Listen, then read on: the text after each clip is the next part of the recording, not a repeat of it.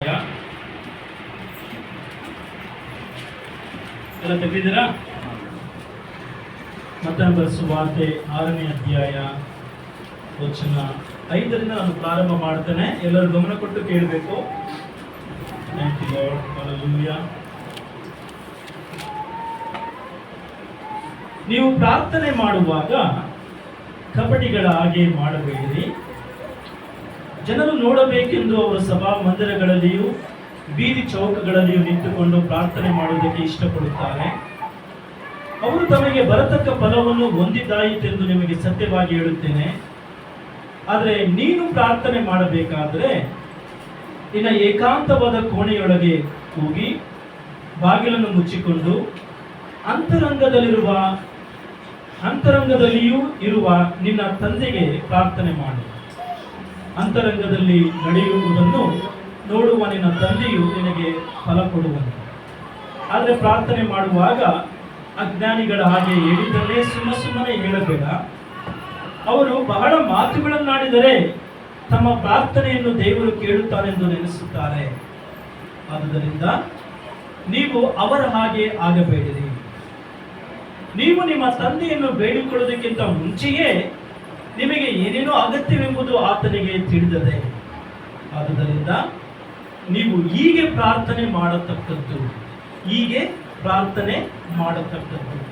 ಅದೇನೆಂದರೆ, ಪರಲೋಕದಲ್ಲಿರುವ ನಮ್ಮ ತಂದೆಯೇ, ನಿನ್ನ ನಾಮವು ಪರಿಶುದ್ಧವೆಂದು ಎಣಿಸಲ್ಪಡಲಿ, ನಿನ್ನ ರಾಜ್ಯವೂ ಬರಲಿ, ನಿನ್ನ ಚಿತ್ತವು ಪರಲೋಕದಲ್ಲಿ ನೆರವೇರುವ ಪ್ರಕಾರ ಭೂಲೋಕದಲ್ಲಿಯೂ ನೆರವೇರಲಿ. ನಮ್ಮ ಅನುದಿನದ ಆಹಾರವನ್ನು ಇವತ್ತು ನಮಗೆ ದಯಪಾಲಿಸು. ನಮಗೆ ತಪ್ಪು ಮಾಡಿದವರನ್ನು ನಾವು ಕ್ಷಮಿಸಿದಂತೆ ನಮ್ಮ ತಪ್ಪುಗಳನ್ನು ಕ್ಷಮಿಸು. ನಮ್ಮನ್ನು ಶೋಧನೆಯೊಳಗೆ ಸೇರಿಸದೆ ಕೇಡಿನಿಂದ ತಪ್ಪಿಸು. ನೀವು ಜನರ ತಪ್ಪುಗಳನ್ನು ಕ್ಷಮಿಸಿದರೆ ಪರಲೋಕದಲ್ಲಿರುವ ನಿಮ್ಮ ತಂದೆಯು ನಿಮ್ಮ ತಪ್ಪುಗಳನ್ನು ಕ್ಷಮಿಸುವನು. ಆದರೆ ನೀವು ಜನರ ತಪ್ಪುಗಳನ್ನು ಕ್ಷಮಿಸದೆ ಹೋದರೆ ನಿಮ್ಮ ತಂದೆಯೂ ಸಹ ನಿಮ್ಮ ತಪ್ಪುಗಳನ್ನು ಕ್ಷಮಿಸುವುದಿಲ್ಲ. ಪ್ರಾರ್ಥನೆ ಮಾಡೋಣ. ಎಲ್ಲರೂ ಕಡೆಗಳನ್ನು ಮುಚ್ಕೊಳ್ಳೋಣ, ಪ್ರಾರ್ಥಿಸೋಣ. ನಮ್ಮನ್ನು ಅತಿಶಯವಾಗಿ ಪ್ರೀತಿ ಮಾಡುವಂತ ಪರಲೋಕದ ತಂದೆಯೇ, ಇನ್ನು ಒಬ್ಬನೇ ಕುಮಾರನಂತ ಯೇಸು ಕ್ರಿಸ್ತನಿಗಾಗಿ ನಾವು ನಿಮಗೆ ಸ್ತೋತ್ರ ಮಾಡುತ್ತೇವೆ. ಪವಿತ್ರಾತ್ಮನ ಕಾರ್ಯಕ್ಕಾಗಿ ನಿಮಗೆ ಸ್ತೋತ್ರ ಮಾಡುತ್ತೇವೆ. ತ್ರಯೇಕ ದೇವರೇ, ನಿತ್ಯ ಸ್ತುತಿಯನ್ನು ಹೊಂದಲು ಯೋಗ್ಯನಾಗಿರುವಂಥ ತಂದೆಯೇ, ನಿನಗೆ ನಾವು ಮಹಿಮೆ ಸಲ್ಲಿಸುತ್ತೇವೆ. ಈ ಕ್ಷಣದಲ್ಲಿ ನಿನ್ನ ಸಭೆಯಾಗಿ ನಾವು ಸೇರಿ ಬಂದಿರುವಾಗ ನಿನ್ನ ವಾಕ್ಯದ ಮನದಿಂದ ನಮ್ಮನ್ನು ಬೋಧಿಸು. ನಮ್ಮ ಕಣ್ಣುಗಳನ್ನು ತೆರೆ. ಆಗ ನಿನ್ನ ವಾಕ್ಯದಲ್ಲಿರತಕ್ಕಂಥ ಅದ್ಭುತ ವಿಷಯಗಳನ್ನು ನಾವು ಕಂಡುಕೊಳ್ಳಲು ನಮಗೆ ಸಹಾಯ ಮಾಡು. ಮತ್ತು ನಿನ್ನ ವಾಕ್ಯವನ್ನು ನಮ್ಮ ಜೀವಿತದಲ್ಲಿ ಅಳವಡಿಸಿಕೊಂಡು ಒಂದು ಪ್ರತ್ಯೇಕವಾದಂಥ ವ್ಯತ್ಯಾಸವುಳ್ಳಂಥ ನಿನಗೆ ಮಹಿಮೆ ತರುವಂಥ ಜೀವಿತವನ್ನು ನಾವು ಜೀವಿಸುವಂತೆ ಸಹಾಯ ಮಾಡ್ತೇವೆ. ಕ್ಷಣದಲ್ಲಿ ನಾನೆಲ್ಲ ಕರ್ತನೆ, ನೀನು ನಮ್ಮ ಸಂಗಡ, ನನ್ನ ಮೂಲಕ ನಮ್ಮೆಲ್ಲರ ಸಂಗಡ ಮಾತನಾಡಿಯುವುದನ್ನು ನಾನು ಪ್ರಾರ್ಥನೆ ಮಾಡ್ತಾ ಇದ್ದೇನೆ. ಈ ದಿನಕ್ಕಾಗಿ ಸ್ತೋತ್ರ. ಕರ್ತನ ಬೋಧನೆಯಲ್ಲಿ ನಾವೆಲ್ಲರೂ ಪಾಲ್ಗೊಳ್ಳುವಂತೆ, ನಿನಗೆ ಮಹಿಮೆ ಸಲ್ಲಿಸುವಂತೆ, ನಿನಗೆ ಮೆಚ್ಚುಗೆ ಅದನ್ನು ನಾವು ಮಾಡುವಂತೆ ನಮಗೆ ಕೃಪೆ ತೋರಿಸಬೇಕಾಗಿ ಸ್ತೋತ್ರ. ಅದರ ಮೂಲಕ ಬರಬೇಕಂತ ಪ್ರತಿಫಲವನ್ನು ಪ್ರತಿಯೊಬ್ಬರು ಅನುಗ್ರಹಿಸಿಕೊಡು. ನಿನ್ನ ವಾಕ್ಯಗಳನ್ನು ನಾವು ಕೇಳುವಾಗ ನಮಗೆ ಕರ್ತನೆ ಏಕಾಗ್ರತೆ ಎಂದು ನಮಗೆ ಅನುಗ್ರಹಿಸು. ಆಸಕ್ತಿಪೂರ್ವಕವಾಗಿ ಕೇಳಿ ನಿನ್ನ ವಾಕ್ಯದ ಬೆಳಕಿನಲ್ಲಿ ನಾವು ನಡೆಯುವಂತೆ ಸಹಾಯ ಮಾಡಲು ನಾವು ಪ್ರಾರ್ಥಿಸ್ತಾ ಇದ್ದೇವೆ. ಅದನ್ನು ಪ್ರತಿಯೊಬ್ಬರನ್ನು ಆಶೀರ್ವದಿಸುವುದಾಗಿ ಯೇಸು ಕ್ರಿಸ್ತನ ಹೆಸರಿನಲ್ಲಿ ಬೇಡುತ್ತೇವೆ ನಮ್ಮ ತಂದೆಯೇ, ಆಮೆನ್. ಹಲ್ಲೆಲೂಯಾ. ನಮ್ಮೆಲ್ಲರಿಗೂ ಬಹಳ ಚಿರಪರಿಚಿತವಾದಂತಹ ವಾಕ್ಯ ಭಾಗ ಇದು. ಒಂದು ವೇಳೆ ನಾನು ನಿಮ್ಮೆಲ್ಲರಿಗೂ ವೈಯಕ್ತಿಕವಾಗಿ ಪ್ರಶ್ನೆ ಮಾಡಿ ಕೇಳಿದ್ರೆ, ಪ್ರಾರ್ಥನೆ ಮಾಡ್ತಾ ಇದ್ದೀರಾ ಎಂಬುದಾಗಿ ನೀವೆಲ್ಲರೂ ಹೇಳ್ತೀರಾ, ಹೌದು ನಾನು ಪ್ರಾರ್ಥನೆ ಮಾಡ್ತಾ ಇದ್ದೇನೆ. ಎಷ್ಟು ಜನ ಪ್ರಾರ್ಥನೆ ಮಾಡ್ತಾ ಇದ್ದೀರಾ? ಕೆಲವರು ನಿಮ್ಮಲ್ಲಿ ಹೇಳ್ತೀರಾ, ನಾನು ಇಷ್ಟು ಸಾರಿ ದಿನಕ್ಕೆ ಪ್ರಾರ್ಥನೆ ಮಾಡ್ತೇನೆ. ಅನೇಕ ಸರಿ ನೀವು ಗಮನಿಸಿದ್ದೀರಾ, ಪ್ರಾರ್ಥನೆ ಎಲ್ಲಿ ಏನು ಒಳಗೊಂಡಿರಬೇಕು ಮತ್ತು ಪ್ರಾರ್ಥನೆಯನ್ನು ಹೇಗೆ ಮಾಡಬೇಕು ಎಂಬುದನ್ನು ನಾವು ಅನೇಕ ಸಾರಿ ಕಲಿತುಕೊಂಡಿರುವುದಿಲ್ಲ. ಆದರೆ ನಾವು ಪ್ರಾರ್ಥನೆ ಮಾಡ್ತಾನೆ ಇರ್ತೇವೆ. ಇಲ್ಲಿ ಸ್ವಾಮಿ ನಮಗೆ ಪ್ರಾರ್ಥನೆ ನೀವು ಹೀಗೆ ಮಾಡತಕ್ಕದ್ದು ಎಂಬುದಾಗಿ ಕಲಿಸಿಕೊಡ್ತಾ ಇದ್ದಾನೆ. This is how you need to pray. ಯಾವ ಪ್ರಾರ್ಥನೆ ದೇವರ ದೃಷ್ಟಿಯಲ್ಲಿ ಅದು ಮೆಚ್ಚುಗೆಯಾಗಿರ್ತದೆ, ಯಾವ ಪ್ರಾರ್ಥನೆ ದೇವರ ಒಂದು ಆಶೀರ್ವಾದಗಳನ್ನು ಪರಲೋಕದಿಂದ ತೆಗೆದುಕೊಂಡು ಬರ್ತದೆ, ಯಾವ ಪ್ರಾರ್ಥನೆಗೆ ನಿಜವಾಗಿ ನಾವು ಉತ್ತರವನ್ನು ನಮ್ಮ ಜೀವಿತದಲ್ಲಿ ಕಂಡುಕೊಳ್ತೇವೆ, ಯಾವ ಪ್ರಾರ್ಥನೆ ನಿಜವಾಗಿಯೂ ದೇವರ ದೃಷ್ಟಿಯಲ್ಲಿ ಮೆಚ್ಚುಗೆಯಾಗಿದೆ ಎಂದು ನಾವು ತಿಳ್ಕೊಳ್ಬೇಕಾದ್ರೆ ಯೇಸು ಸ್ವಾಮಿಯೇ ಕಲಿಸಿಕೊಟ್ಟಂತ ಪ್ರಾರ್ಥನೆಯಲ್ಲಿ ಒಳಗೊಂಡಂತ ಅಂಶಗಳು ಏನು ಎಂಬುದನ್ನು ನಾವು ಗಮನಿಸಬೇಕಾಗಿದೆ. ಇಲ್ಲಿ ನೀವು 6ನೇ ಅಧ್ಯಾಯ ನೀವು ಗಮನಿಸಿದ್ರೆ ಬಹಳ ಸುಂದರವಾಗಿ ಕರ್ತನು 3 ಅಂಶಗಳನ್ನು ಕಲಿಸ್ಕೊಡ್ತಾ ಇದ್ದಾನೆ. ಮೊದಲನೇದಾಗಿ ನೀವು ಧರ್ಮ ಕೊಡುವುದು ಹೇಗೆ ಕೊಡಬೇಕೆಂಬುದಾಗಿ ಕಲಿಸ್ಕೊಡ್ತಾನೆ, ಅದು 6ನೇ ಅಧ್ಯಾಯ ವಚನ 1ರಿಂದ 4ರವರೆಗೆ. ಮತ್ತು ಪ್ರಾರ್ಥನೆಯನ್ನು ಹೇಗೆ ಮಾಡಬೇಕೆಂಬುದಾಗಿ ವಚನ 5ರಿಂದ ನೀವು ಗಮನಿಸ್ತೀರಾ 15ರವರೆಗೆ ಅದನ್ನು ಕಲಿಸ್ಕೊಡ್ತಾನೆ. ಮತ್ತೆ ನೀವು ಉಪವಾಸವನ್ನು ಹೇಗೆ ಮಾಡಬೇಕು ಎಂಬುದಾಗಿ ವಚನ 16ರಿಂದ 18ರವರೆಗೆ ನಮಗೆ ಕಲಿಸ್ಕೊಡ್ತಾ ಇದ್ದಾನೆ. ಅಂದ್ರೆ ಪ್ರತಿಯೊಬ್ಬ ವಿಶ್ವಾಸಿಯ ಕ್ರೈಸ್ತನ ಜೀವಿತದಲ್ಲಿ ಈ 3 ವಿಷಯಗಳು ಬಹಳ ಪ್ರಾಮುಖ್ಯವಾದಂತ ಅಂಗಗಳಾಗಿವೆ. Very important. Giving, praying and fasting. ಕೊಡುವುದರ ವಿಷಯವಾಗಿ, ಪ್ರಾರ್ಥಿಸುವುದರ ವಿಷಯವಾಗಿ ಮತ್ತು ಉಪವಾಸ ಮಾಡುವುದರ ವಿಷಯವಾಗಿ ನೀವು ಮಾಡತಕ್ಕದ್ದು ಎಂಬುದು ಕರ್ತನ ಒಂದು ನೇರ ಆಜ್ಞೆಯಾಗಿದೆ. ಇದನ್ನು ನಾವು ಮಾಡಿದ್ರೆ ಮಾಡ್ತೀವಿ, ಬಿಟ್ರೆ ಬಿಡ್ತೀವಿ ಎಂಬುದಾಗಿ ಯಾವುದು ತೆಗೆದುಕೊಳ್ಬಾರ್ದು. It's not option. ಇದು ಒಂದು ಆಯ್ಕೆಯಲ್ಲ. ಹೇಳ್ತಾ ಇದ್ರ ಕೊಡುವಂಥದ್ದು, ಪ್ರಾರ್ಥಿಸುವಂಥದ್ದು ಮತ್ತು ಉಪವಾಸ ಮಾಡುವಂಥದ್ದು ಒಂದು ಆಯ್ಕೆಯಲ್ಲ. ಪ್ರತಿಯೊಬ್ಬ ವಿಶ್ವಾಸಿಯು, ಪ್ರತಿಯೊಬ್ಬ ಕ್ರೈಸ್ತನು ಬಹಳ ಗಂಭೀರವಾಗಿ ಇದು ಆಜ್ಞೆ ಎಂಬುದಾಗಿ ತೆಗೆದುಕೊಂಡು ದೇವರ ಆಜ್ಞೆಗಳನ್ನು ನೆರವೇರಿಸಬೇಕಾಗಿದೆ. ಅಂದ್ರೆ ನಾವು ಇವೆಲ್ಲವನ್ನು ಗಮನಿಸಲಿಕ್ಕೆ ಸಮಯವಿಲ್ಲ. ಪ್ರಾರ್ಥನೆ ಬಗ್ಗೆ ಮಾತ್ರ ಇವತ್ತು ಕೆಲವು ವಿಷಯಗಳು ನಾವು ಕಲಿತುಕೊಳ್ಳೋಣ. ಮೊದಲಾಗಿ ಕರ್ತನು ಕಲಿಸುವಾಗ ನೀವು ಹೀಗೆ ಪ್ರಾರ್ಥನೆ ಮಾಡಬೇಡಿರಿ ಎಂಬುದಾಗಿ ಹೇಳ್ತಾ ಹೀಗೆ ಪ್ರಾರ್ಥನೆ ಮಾಡಿರಿ ಎಂಬುದಾಗಿ ಕಲಿಸ್ಕೊಡ್ತಾ ಇದ್ದಾರೆ. ಮೊದಲಾಗಿ ನಾವು ಕರ್ತನು ಹೇಳುವ ಪ್ರಕಾರ ಕಪಟಿಗಳ ಹಾಗೆ ಪ್ರಾರ್ಥನೆ ಮಾಡಬೇಡ್ರಿ ಎಂಬುದಾಗಿ ಹೇಳ್ತಾ ಇದ್ದಾರೆ. ಏನು ಕಪಟಿ ಅಂದ್ರೆ ಇಲ್ಲಿ ನಿಜವಾದ ಅರ್ಥ ಏನಂದ್ರೆ, ಹಳೆಯ ದಿನಮಾನಗಳಲ್ಲಿ, ಗ್ರೀಕ್ ಸಂಸ್ಥಾನದ ಹಳೆಯ ದಿನಮಾನಗಳಲ್ಲಿ ಅವರು ಒಂದು ಮುಖವಾಡವನ್ನು ಧರಿಸಿಕೊಂಡು ಜನರ ಮುಂದೆ ಒಂದು ನೃತ್ಯಗಳನ್ನು ಮಾಡ್ತಾ ಇದ್ರು. ಅವರ ಹಿಂದಿನ ಒಂದು ಮುಖವೇ ಬೇರೆ, ಮುಂದೆ ಹಾಕಿಕೊಂಡಿರ್ತಕ್ಕಂಥ ಮುಖವಾಡವೇ ಬೇರೆಯಾಗಿತ್ತು. ಜನರನ್ನು ಆಕರ್ಷಿಸುತ್ತಾ ಮುಖವಾಡಗಳನ್ನು ಧರಿಸಿಕೊಂಡು ನೃತ್ಯಗಳನ್ನು ಮಾಡ್ತಾ ಇದ್ರು. ಅದೇ ಪದ ಇಲ್ಲಿ ಉಪಯೋಗವಾಗಿದೆ. ಕಪಟಿ ಎಂಬ ಪದಕ್ಕೆ ಅರ್ಥ ಏನಂದ್ರೆ ಇಲ್ಲಿ ಮುಖವಾಡ ಅಥವಾ ನಿಜತ್ವ ಇಲ್ಲ ಅದರಲ್ಲಿ, ಅಥವಾ ಅದನ್ನು ನಾವೇನ್ ಕರಿತೀವಿ ಅಂದ್ರೆ ಅದರಲ್ಲಿ ಹೊರಗಡೆ ಒಂದು ಮತ್ತು ಒಳಗಡೆ ಒಂದು ಎಂಬತಕ್ಕಂಥ ಒಂದು ಅಂಶ ಇದರಲ್ಲಿ ಕಂಡು ಬರ್ತಾ ಇದೆ. ಸೊ ನೀವು ಪ್ರಾರ್ಥನೆ ಮಾಡುವಾಗ ಕಪಟಿಗಳ ಹಾಗೆ ಮುಖವಾಡವನ್ನು ಧರಿಸಿಕೊಂಡವರ ಹಾಗೆ ಪ್ರಾರ್ಥನೆ ಮಾಡಬೇಡ್ರಿ.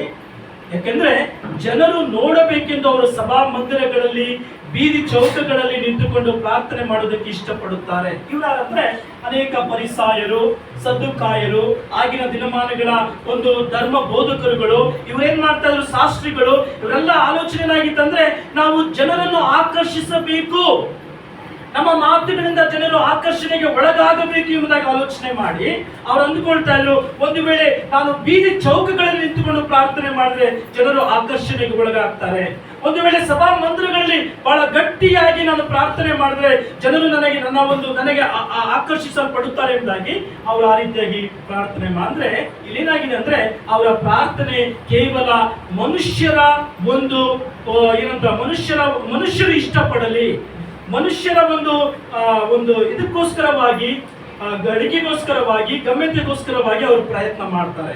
ಆದ್ರೆ ಕರ್ತನೆ ಹೇಳ್ತಾನೆ ನೀವು ಹೀಗೆ ಮಾಡಬಾರದು. ಯಾಕೆಂದ್ರೆ ಅವರು ತಮಗೆ ಬರತಕ್ಕ ಫಲವನ್ನು ಹೊಂದಿದಾಯಿತೆಂದು ನಿಮಗೆ ಸತ್ಯವಾಗಿ ಹೇಳ್ತೇನೆ. ಆದ್ರೆ ನೀವು ಪ್ರಾರ್ಥನೆ ಮಾಡುವಾಗ ಅಂತರಂಗವನ್ನು ನೋಡುವಂತ ದೇವರ ಮುಂದೆ ನಿಮ್ಮ ಹೃದಯವನ್ನು ಬಿಚ್ಚಿ ಪ್ರಾರ್ಥನೆ ಮಾಡ್ರಿ. ಜನರು ಒಪ್ಪಲಿ ಎಂಬುದಾಗಿ ಪ್ರಾರ್ಥನೆ ಮಾಡಬೇಡ್ರಿ. ಜನರು ಇಷ್ಟ ಪಡಲಿ ಎಂಬುದಾಗಿ ಪ್ರಾರ್ಥನೆ ಮಾಡಬೇಡ್ರಿ, ಅಥವಾ ಜನರು ನಿಮ್ಮ ಬಗ್ಗೆ ಆಕರ್ಷಣೆಗೆ ಒಳಗಾಗಲಿ ಎಂಬುದಾಗಿ ಪ್ರಾರ್ಥನೆ ಮಾಡಬೇಡ್ರಿ. ಅಂತರಂಗವನ್ನು ನೋಡುವಂತ ದೇವರು ನಿನ್ನ ಪ್ರಾರ್ಥನೆಯನ್ನು ಸ್ವೀಕರಿಸಲಿ ಎಂಬುದಾಗಿ ಪ್ರಾರ್ಥನೆ ಮಾಡು. ಕರ್ತನ ಏನ್ ಕಲ್ಸ್ಕೊಡ್ತಾ ಇದ್ದಾನೆ? ಬಹಿರಂಗವಾಗಿ ಯೋಚನೆ ಮಾಡಬೇಡ, ಅಂತರಂಗವಾಗಿ ಯೋಚನೆ ಮಾಡು. Don't think about the outward thing, think about God who looks at the heart. Hallelujah. ಹೃದಯವನ್ನು ನೋಡುವಂತ ದೇವರ ವಿಷಯವಾಗಿ ನೀನು ಯೋಚನೆ ಮಾಡು. ದೇವರು ಹೊರಗಿನ ತೋರಿಕೆಯನ್ನು ನೋಡುವುದಲ್ಲ, ಯಾವ್ದನ್ನು ನೋಡ್ತಾನೆ? ಹೃದಯವನ್ನು ನೋಡ್ತಾನೆ. ನಿನ್ನ ಹೃದಯದ ಸ್ಥಿತಿಯನ್ನು ದೇವರು ನೋಡ್ತಾ ಇದ್ದಾನೆ. ಆದ ಕಾರಣ ನಿನ್ನ ಪ್ರಾರ್ಥನೆ ದೇವರ ಮುಂದೆ ಮೆಚ್ಚುಗೆಯಾಗಬೇಕಾದ್ರೆ ಅಂತರಂಗದಲ್ಲಿ ನೋಡುವಂತ ದೇವರ ಮುಂದೆ ನೀನು ಪ್ರಾರ್ಥಿಸುವಂತವನಾಗು. ಹೀಗೆ ಪ್ರಾರ್ಥನೆ ಬಗ್ಗೆ ಆತನು ಹೀಗೆ ಪ್ರಾರ್ಥನೆ ಮಾಡಬಾರದು ಅಂತ ಹೇಳ್ಕೊಡುತ್ತಾ 8ನೇ ವಚನಕ್ಕೆ ಆತನು ಬರ್ತಾ ಇದ್ದಾನೆ. ನೋಡಿ, ಬಹಳ ಗಂಭೀರವಾದಂತ ವಿಷಯ. ನೀವು ನಿಮ್ಮ ತಂದೆಯನ್ನು ಬೇಡಿಕೊಳ್ಳೋದಕ್ಕಿಂತ ಮುಂಚೆಯೇ ನಿಮಗೆ ಏನೇನೋ ಅಗತ್ಯವೆಂಬುದು ಆತನಿಗೆ ತಿಳಿದದೆ. ಹಲ್ಲೆಲೂಯಾ. ಇದನ್ನ ನಮ್ಮ ಥಿಯಾಲಜಿಕಲ್ ಫೀಲ್ಡ್ ಅಲ್ಲಿ ದೇವರಿಗೆ ಎಲ್ಲಾ ಗೊತ್ತಿದೆ, ಅದಕ್ಕೆ ನಾನು ಪ್ರಾರ್ಥನೆ ಮಾಡುವಂತ ಅವಶ್ಯವೇ ಇಲ್ಲ ಎಂಬುದಾಗಿ ಕೆಲವರು ಹೇಳ್ತಾರೆ. ಆ ರೀತಿ ಆಗಲ್ಲ. ಬೈಬಲ್ ಕಾಲೇಜ್ನಲ್ಲಿ ಓದ್ ಬಂದವರು ಈ ರೀತಿಯಾದಂತಹ ತರ್ಕಗಳನ್ನು ಮಾಡ್ತಾರೆ. ದೇವರಿಗೆಲ್ಲ ಗೊತ್ತಿದೆ, ನಾನು ಪ್ರಾರ್ಥನೆ ಮಾಡುವಂತ ಅವಶ್ಯಕತೆ ಇಲ್ಲ ಅಂತ ಹೇಳ್ತಾರೆ. ಆದ್ರೆ ಕರ್ತನು ಅದನ್ನ ಹೇಳ್ಕೊಡ್ತಾ ಇಲ್ಲ. ಕರ್ತನೆ ಹೇಳ್ತಾನೆ, ನಿನ್ನ ಒಂದು ಸಂಬಂಧ ದೇವರೊಟ್ಟಿಗೆ ಬಹಳ ಪ್ರಾಮುಖ್ಯ. Your relationship with god. ಪ್ರಾರ್ಥನೆ ಏನ್ ತೋರಿಸ್ತಾ ಇದೆ? ನಿನ್ನ ಸಂಬಂಧ ದೇವರೊಟ್ಟಿಗೆ ನೀನು ಮಾಡುವಂತ ಸಂಭಾಷಣೆ, ದೇವರೊಟ್ಟಿಗೆ ನೀನು ಹಂಚಿಕೊಳ್ಳುವಂತ ನಿನ್ನ ಎಲ್ಲಾ ತರವಾದಂತಹ ನೋವುಗಳು ಅಥವಾ ನಿನ್ನ ಪ್ರಾರ್ಥನೆಗಳು, ನಿನ್ನ ಮನವಿಗಳು, ನಿನ್ನ ದೇವರ ಮುಂದೆ ಬಿಚ್ಚಿಡುವಂತ ನಿನ್ನ ಹೃದಯ, ಇದು ನಿನ್ನ ಸಂಬಂಧವನ್ನು ತೋರಿಸ್ತಾ ಇದೆ.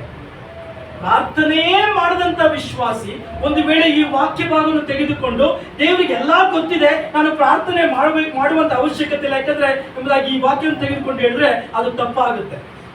ದೇವರಿಗೆ ಎಲ್ಲಾ ಗೊತ್ತಿದೆ, ಆದ್ರೆ ಇನ್ನೊಂದು ಕಡೆ ದೇವರು ಹೇಳ್ತಾನೆ, ನೀನು ಪ್ರಾರ್ಥನೆ ಮಾಡಬೇಕು. ಹಲ್ಲೆಲೂಯಾ. ಒಂದು ಉದಾಹರಣೆ, ಚಿಕ್ಕದಾದಂತ ಉದಾಹರಣೆ. ಓಕೆ, ಒಂದು ವೇಳೆ ನನ್ನ ಮಗನಿಗೆ ಊಟ ಬೇಕು ಎಂಬುದನ್ನು ನನಗೆ ಚೆನ್ನಾಗಿ ಗೊತ್ತಿದೆ, ಹೌದು ಇಲ್ವಾ? ನಿಮ್ಮ ಮಕ್ಕಳಿಗೆ ಊಟ ಬೇಕು ಎಂಬುದು ನಿಮಗೆ ಚೆನ್ನಾಗಿ ಗೊತ್ತಿದೆ.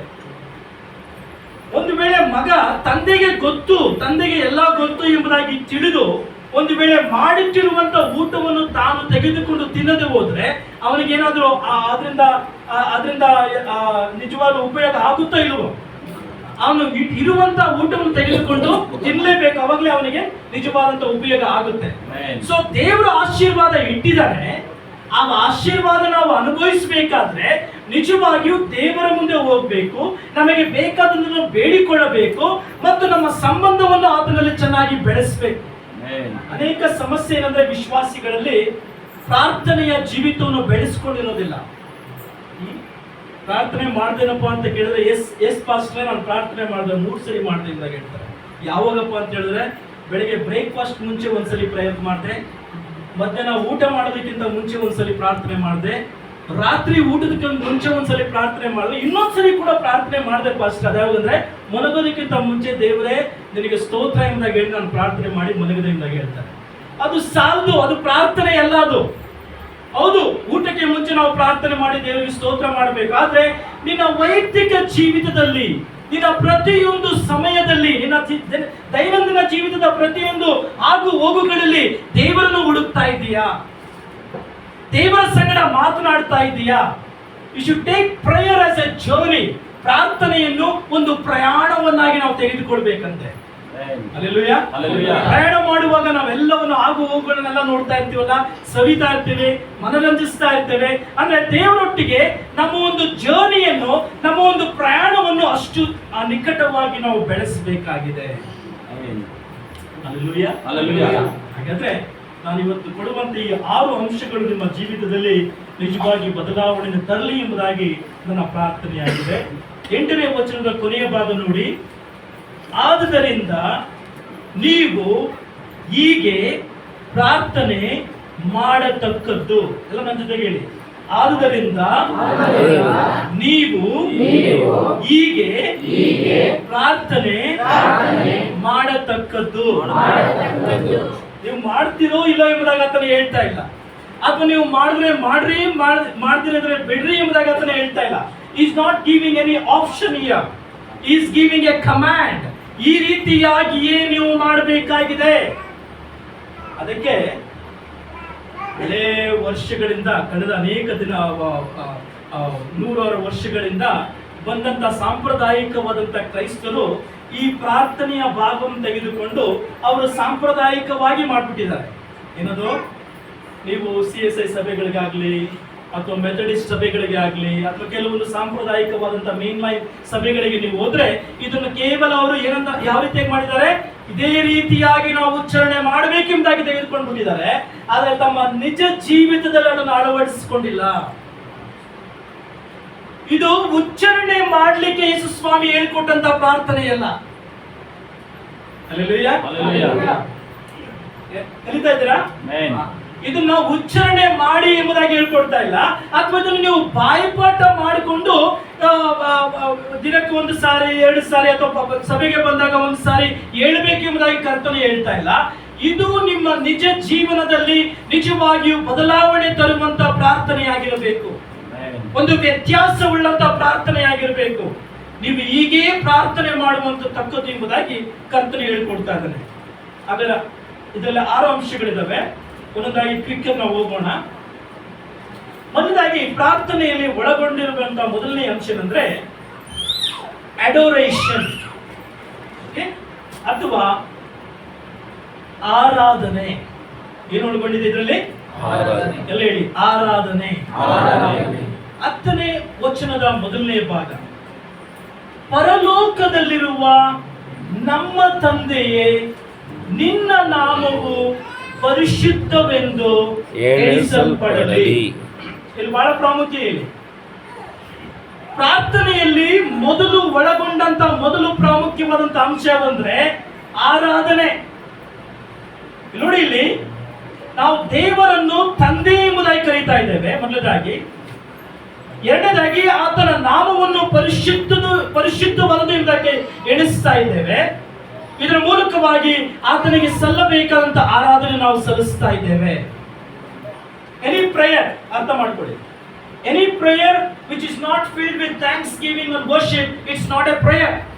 ಯಾವುದೇ ಪ್ರಾರ್ಥನೆಯಾಗಲಿ ಅದರಲ್ಲಿ ದೇವರಿಗೆ ಕೃತಜ್ಞತಾ ಸ್ತುತಿ, ಆರಾಧನೆ, ದೇವರ ಮಹತ್ವಗಳನ್ನು ಹೊಗಳುವಂಥದ್ದು, ದೇವರ ನಾಮವನ್ನು ಕೊಂಡಾಡುವಂಥದ್ದು ಇಲ್ಲದೆ ಹೋದ್ರೆ ಅದು ನಿಜವಾಗಿಯೂ ಸ್ವಾರ್ಥ ಪ್ರಾರ್ಥನೆಯಾಗಿದೆ. ಆ ಪ್ರಾರ್ಥನೆಯನ್ನು ದೇವರು ಮೆಚ್ಚುವುದಿಲ್ಲ. ಹಾಗಾದ್ರೆ ಮೊದಲು ಏನು ಒಳಗೊಂಡಿರಬೇಕು? ಆರಾಧನೆ. ಮೊದಲಾಗಿ ನೋಡಿ, ನಮ್ಮ ತಂದೆ ಎಂಬುದಾಗಿ ಕಲಿಸ್ಕೊಡ್ತಾ ಇದ್ದಾರೆ. ಅದು ಕೇಳ್ತಾ ಇದ್ದೀರಾ? ನಮ್ಮ ತಂದೆ ಅಂದ್ರೆ ತಂದೆಯೊಟ್ಟಿಗೆ ನಿಮಗೆ ಸಂಬಂಧ ಬೆಳೆದಿರಬೇಕು. Should establish a relationship with the father. ಆದರೆ ಈತನು ಹೇಗೆ ನಿಮಗೆ ತಂದೆ ಆಗ್ತಾನೆ? ಯೇಸು ಕ್ರಿಸ್ತನನ್ನು ನಂಬುವುದರ ಮೂಲಕವಾಗಿ ದೇವರು ನಿಮಗೆ ಆತನೇನಾಗಿದ್ದಾನೆ? ತಂದೆಯಾಗಿದ್ದಾನೆ. ಈ ತಂದೆಯ ಮುಂದೆ ನೀವೇನು ಬೇಕು ಎಲ್ಲವನ್ನು ಹೇಳ್ಕೊಳ್ಬಹುದು. ನಿಮ್ಮ ಕಷ್ಟಗಳನ್ನು, ನಿಮ್ಮ ನೋವುಗಳನ್ನು, ನೀವು ಹಾದು ಹೋಗುವಂತ ಎಲ್ಲಾ ಪರಿಸ್ಥಿತಿಗಳನ್ನು ಮತ್ತು ನಿಮಗೆ ಇರ್ತಕ್ಕಂಥ ವಾಸ್ತವಿಕವಾಗಿರ್ತಕ್ಕಂಥ ಎಲ್ಲ ಕಷ್ಟಗಳನ್ನು, ಸವಾಲುಗಳನ್ನು ಎಲ್ಲವನ್ನು ನಿಮ್ಮ ತಂದೆಯ ಮುಂದೆ ನೀವು ಹೇಳ್ಕೊಳ್ಬಹುದು. ಯಾಕಂದ್ರೆ ಯೇಸು ಕ್ರಿಸ್ತನ ಮೂಲಕವಾಗಿ ದೇವರು ನಿಮಗೆ ತಂದೆಯಾಗಿದ್ದಾನೆ. ಒಂದು ವೇಳೆ ನಾವು ಆ ಸಂಬಂಧವನ್ನು ಇನ್ನೂ ಅನುಭವಿಸಲಿಲ್ಲದೆ ಹೋದ್ರೆ ಇದು ಒಂದು ಒಳ್ಳೆಯ ಸಮಯ. ಯೇಸು ಕ್ರಿಸ್ತನನ್ನು ನಿಮ್ಮ ಹೃದಯಕ್ಕೆ ನೀವು ಅಂಗೀಕಾರ ಮಾಡಿಕೊಳ್ಳಿ. ಯಾಕಂದ್ರೆ ಯಾವ ವ್ಯಕ್ತಿ ಯೇಸು ಕ್ರಿಸ್ತನನ್ನು ತನ್ನ ಹೃದಯದಲ್ಲಿ ಅಂಗೀಕಾರ ಮಾಡಿಕೊಳ್ಳದೆ ಇದ್ದಾನೋ ಅಥವಾ ರಕ್ಷಿಸಲ್ಪಡದೆ ಇರ್ತಕ್ಕಂಥ ಒಂದು ಸ್ಥಿತಿಯಲ್ಲಿ ಇದ್ದಾನೋ ಅವನಿಗೆ ಇನ್ನೂ ದೇವರು ತಂದೆ ಆಗಿಲ್ಲ. ಈ ಭೂಲೋಕದಲ್ಲಿ ನಮಗೆ ತಂದೆ ತಾಯಿಗಳು ಇರಬಹುದು, ಆದ್ರೆ ದೇವರು ನಮಗೆ ತಂದೆ ಆಗಬೇಕಾದ್ರೆ ಯೇಸು ಕ್ರಿಸ್ತನನ್ನು ವೈಯಕ್ತಿಕವಾಗಿ ನೀವು ಅಂಗೀಕಾರ ಮಾಡಿಕೊಂಡಿದ್ದೀರಾ? ಆತನನ್ನು ರಕ್ಷಕನನ್ನಾಗಿ, ದೇವರನ್ನಾಗಿ, ಒಬ್ಬನೇ ಕರ್ತನನ್ನಾಗಿ ನೀವು ಸ್ವೀಕಾರ ಮಾಡಿಕೊಂಡಿದ್ದೀರಾ? ಮಾಡಿಕೊಂಡಿದ್ದೆ ಆದ್ರೆ ದೇವರು ನಿಮಗೆ ತಂದೆಯಾಗಿದ್ದಾನೆ. ಅದಕ್ಕೆ ದೇವರು ಹೇಳ್ತಾನೆ, ನಿನ್ನ ತಂದೆ ತಾಯಿಗಳು ನಿನ್ನನ್ನು ತೊರೆದು ಬಿಟ್ಟರೇನು, ನಾನು ನಿನ್ನನ್ನು ಸೇರಿಸಿಕೊಳ್ಳುತ್ತೇನೆ. ಯಾಕಂದ್ರೆ ಆತನು ನಿನಗೆ ತಂದೆಯಾಗಿದ್ದಾನೆ. ಆದರೆ ಈ ತಂದೆಯಾದಂತ ದೇವರಲ್ಲಿ ನಮಗೆ ಇರ್ತಕ್ಕಂಥ ಸಂಬಂಧ ಅದು ಎಸ್ಟಾಬ್ಲಿಷ್ ಆಗಿರುವ ಕಾರಣ ಈಗ ನಾವು ಮಾಡಬೇಕಾದೇನೆಂದ್ರೆ ಆತನಿಗೆ ಸಲ್ಲಬೇಕಾದಂತ ಆರಾಧನೆ ನಾವು ಸಲ್ಲಿಸಬೇಕಾಗಿದೆ. ಪ್ರಾರ್ಥನೆಯಲ್ಲಿ ಬಹು ಪ್ರಾಮುಖ್ಯವಾಗಿ ಆರಾಧನೆ. ನೋಡಿ, ಇಲ್ಲಿ ವಾಕ್ಯ ಕರ್ತನೆ ಹೇಳ್ತಾನೆ, ನಿನ್ನ ನಾಮವು ಪರಿಶುದ್ಧವೆಂದು ಎಣಿಸಲ್ಪಡಲಿ. ಏನು ಅರ್ಥ? ನಾನು ಗ್ರೀಕ್ ಭಾಷೆಯಲ್ಲಿ ನೋಡ್ತಾ ಇದ್ದಿದ್ದು. ಇದ್ರ ನಿಜವಾದ ಅರ್ಥ ಏನಂದ್ರೆ, ಈ ದೇವರ ನಾಮ, ಈ ತಂದೆಯ ನಾಮ ಅಥವಾ ಯೇಸುವಿನ ನಾಮ ಈ ಭೂಲೋಕದಲ್ಲಿ ಇರ್ತಕ್ಕಂಥ ಎಲ್ಲಾ ನಾಮಗಳಿಗಿಂತ ಒಂದು ಪ್ರತ್ಯೇಕವಾದಂತ ನಾಮ.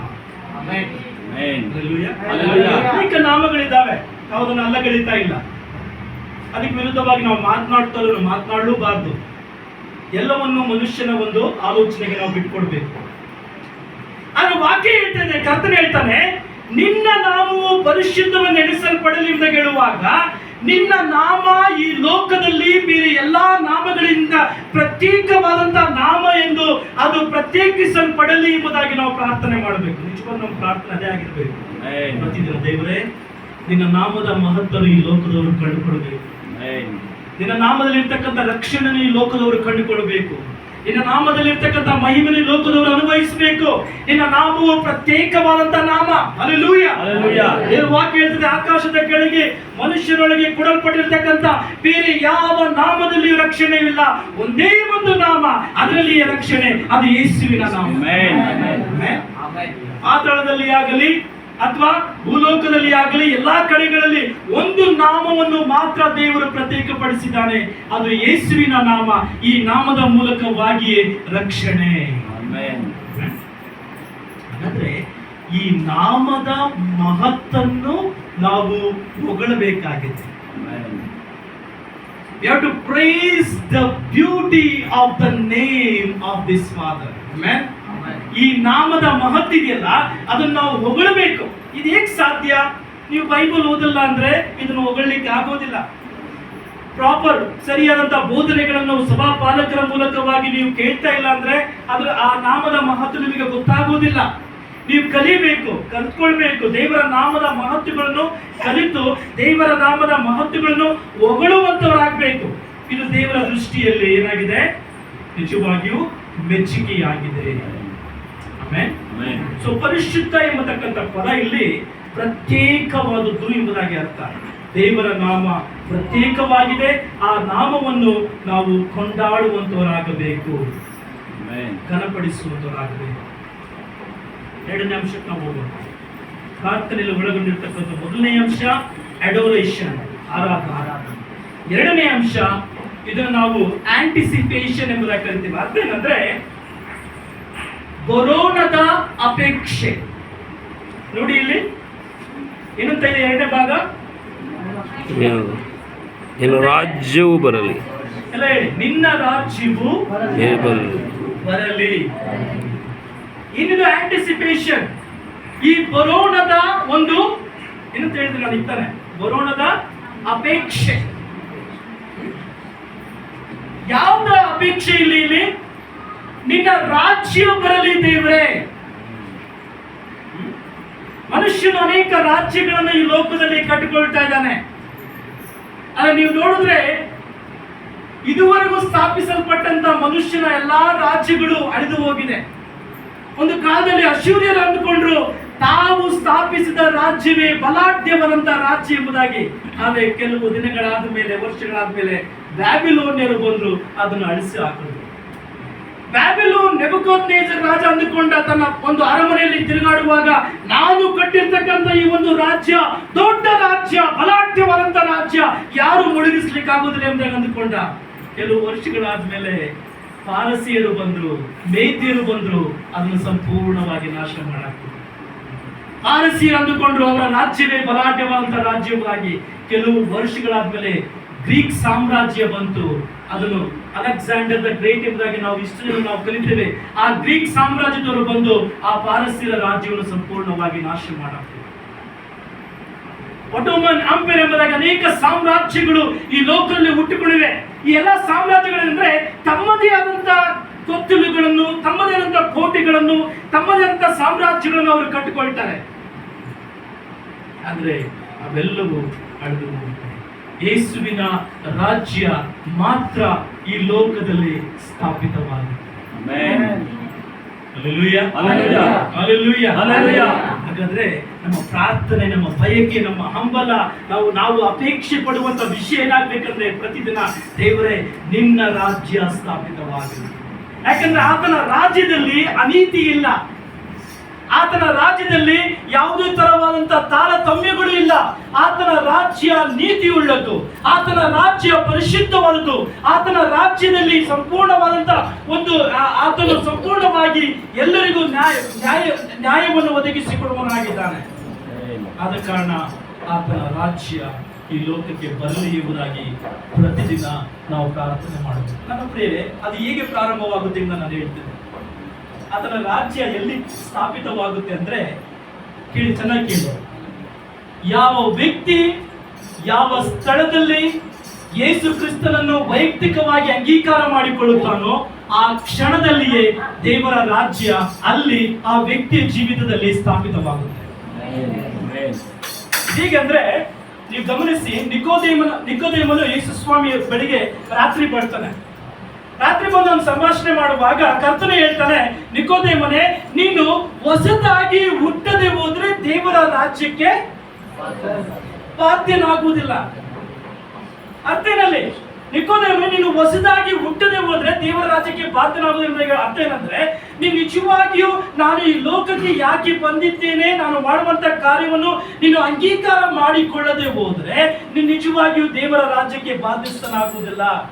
ಅರ್ಥ ನಿಜವಾಗಿ ನಾವು ಏನ್ ತಿಳ್ಕೊಳ್ಬೇಕಂದ್ರೆ, ದೇವರ ರಾಜ್ಯ ಎಲ್ಲಿ ಪ್ರಾರಂಭವಾಗುತ್ತೆ ಅಂದ್ರೆ, ಯಾವ ವ್ಯಕ್ತಿ ಯೇಸು ಕ್ರಿಸ್ತನನ್ನು ಅಂಗೀಕಾರ ಮಾಡಿಕೊಳ್ಳುತ್ತಾನೋ, ಮಾನಸಾಂತರ ಹೊಂದಿ ದೇವರ ಕಡೆಗೆ ತಿರುಗಿಕೊಳ್ಳುತ್ತಾನೋ, ಅಲ್ಲಿ ದೇವರ ರಾಜ್ಯ ಪ್ರಾರಂಭವಾಗುತ್ತೆ. ಪ್ರಾರ್ಥನೆ ಏನಾಗಿರ್ಬೇಕಂದ್ರೆ, ದೇವರೇ, ನನ್ನ ಮೂಲಕ ಒಬ್ಬ ವ್ಯಕ್ತಿ ದೇವರ ರಾಜ್ಯದ ಕಡೆಗೆ ಬರುವುದಾದ್ರೆ ಅದಕ್ಕಿಂತ ದೊಡ್ಡದಾದಂತ ಕಾರ್ಯ ಇನ್ನೊಂದಿಲ್ಲ. ಪ್ರಾರ್ಥನೆ ಅದಾಗಿರ್ಬೇಕು. ನಿಮ್ಮಲ್ಲಿ ಎಷ್ಟು ಜನ ನಿಜವಾಗಿಯೂ ನಶಿಸಿ ಹೋಗುವಂತ ಆತ್ಮಗಳಿಗೋಸ್ಕರ ಪ್ರಾರ್ಥನೆ ಮಾಡ್ತಾ ಇದ್ದೀರಾ? ಇಲ್ಲ, ನಿಜವಾಗಿ ಮಾಡ್ತಿಲ್ಲ. ನೀವು ಸುಳ್ಳು ಹೇಳ್ತಾ ಇದ್ದೀರಾ. ನಶಿಸಿ ಹೋಗುವಂತ ಆತ್ಮಗಳಿಗೋಸ್ಕರ ಪ್ರಾರ್ಥನೆ ಮಾಡ್ತಾ ಇದ್ದೀರಾ? ಅಥವಾ ನಿಮ್ಮ ಮೂಲಕ ಆ ಸುವಾರ್ತೆ ಸಾರೋದರ ಮೂಲಕವಾಗಿ ಒಬ್ಬ ವ್ಯಕ್ತಿ ರಕ್ಷಣೆ ಮಾರ್ಗಕ್ಕೆ ಬರುವುದಾದ್ರೆ ದೇವರ ರಾಜ್ಯಕ್ಕೆ ಅವನು ಬಾಧ್ಯಸ್ಥನಾಗುತ್ತಾನೆ ಎಂಬುದಾಗಿ ನೀವು ಪ್ರಯಾಸ ಪಟ್ಟು ಆ ವ್ಯಕ್ತಿಗೋಸ್ಕರವಾಗಿ ಪ್ರಾರ್ಥಿಸಿ ಆ ವ್ಯಕ್ತಿಯನ್ನು ಕರ್ತನ ಬಳಿಗೆ ನಡೆಸೋದಕ್ಕೋಸ್ಕರವಾಗಿ ಪ್ರಯತ್ನ ಮಾಡ್ತಾ ಇದ್ದೀರಾ?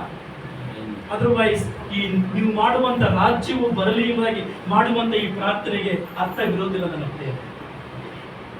ಆಮೇಲೆ ಸುಮ್ಮನೆ ಅದಕ್ಕೆ ಸುಮ್ಮನೆ ರಿಪೀಟೆಡ್ ಆಗಿ ಇಂಥ ಪ್ರಾರ್ಥನೆಗಳನ್ನು ಮಾಡಕ್ ಹೋಗ್ಬೇಡಿ.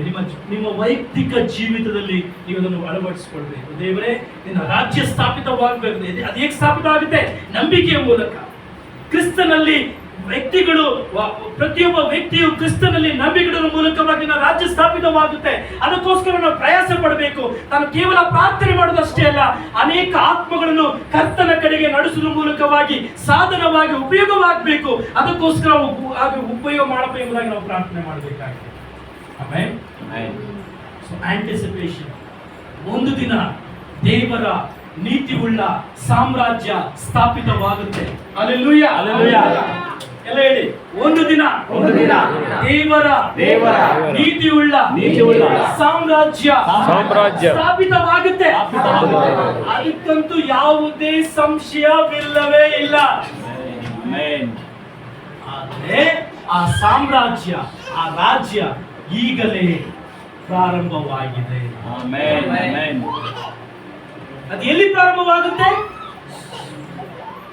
ಇಷ್ಟೊತ್ತು ನಾನು ಹೇಳಿದೆ, ಅದೆಲ್ಲಿ ಪ್ರಾರಂಭವಾಗುತ್ತೆ? ಯಾವ ವ್ಯಕ್ತಿ ಕ್ರಿಸ್ತನಲ್ಲಿ ನಂಬಿಕೆ ಇಡುತ್ತಾನೋ ಅದುವೇ ದೇವರ ರಾಜ್ಯದ ಒಂದು ಸೂಚನೆ. ಸೊ ನಾವು ಪ್ರಾರ್ಥನೆ ಮಾಡಬೇಕು, ದೇವರ ರಾಜ್ಯ ಬರಲಿ ಎಂಬುದಾಗಿ. ಅದಕ್ಕಿಂತ ಹೆಚ್ಚಾಗಿ ಆತ್ಮಗಳು ರಕ್ಷಿಸಲ್ಪಡಲಿ, ದೇವರ ರಾಜ್ಯದ ಕಡೆಗೆ ಅನೇಕರು ತಿರುಗಿಕೊಳ್ಳಲಿ. ಅದಕ್ಕೆ ನಾನು ನೀವುಗಳು ಪ್ರಯತ್ನ ಮಾಡಬೇಕಾಗಿದೆ. ಮೂರನೇದಾಗಿ ನೀವು ಬರ್ಕೊಳ್ತಿದ್ದೀರಾ ಅಂದ್ರೆ, ಮೂರನೇದಾಗಿ ಒಳಗೊಂಡಿರ್ತಕ್ಕಂಥ ಮೂರನೇ ಅಂಶ ಸಬ್ಮಿಷನ್. ಅದೇನಂದ್ರೆ ಅರ್ಪಣೆ. ಮೊದಲನೇದಾಗಿ ಆರಾಧನೆ, ಎರಡನೇದಾಗಿ ಅಪೇಕ್ಷೆ, ಮೂರನೇದಾಗಿ ಸಮರ್ಪಣೆ ಅಥವಾ ಅರ್ಪಣೆ. ನೋಡಿ, ಮೂರನೇ ಅಂಶ ಏನಿಲ್ಲ ಅಲ್ಲಿ ಏನ್ ಬರೆಯಲ್ಪಟ್ಟಿದೆ?